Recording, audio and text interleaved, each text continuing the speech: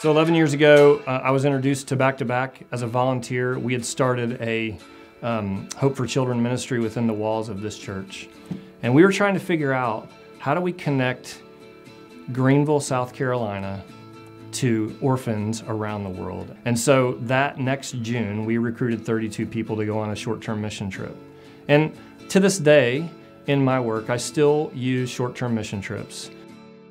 So Back2Back serves orphaned and vulnerable children around the world, right? We have 10 different sites, and those sites all have their unique DNA to how we serve and do ministry around the world.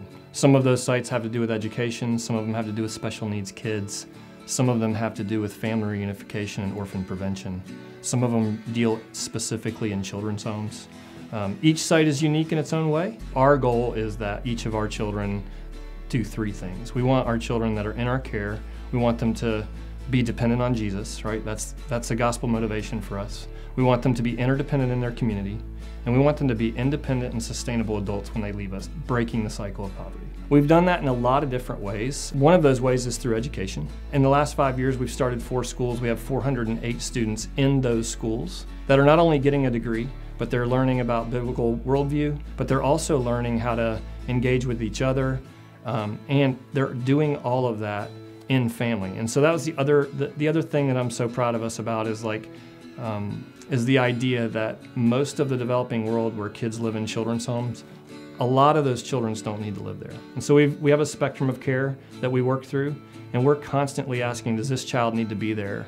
And trying to connect those children back to their family units or back to foster care. How can you get involved? Right? That's the question, right? How can you get involved? And so the easiest way to get involved is to come on a short-term mission trip with me. We go the same week every year. It's the second weekend in June every year. So I say go and give, right? You can come on a short-term mission trip, you can give to us, and a lot of you have already done that. So thank you for traveling this journey with me. I don't do this work without you. We do it together.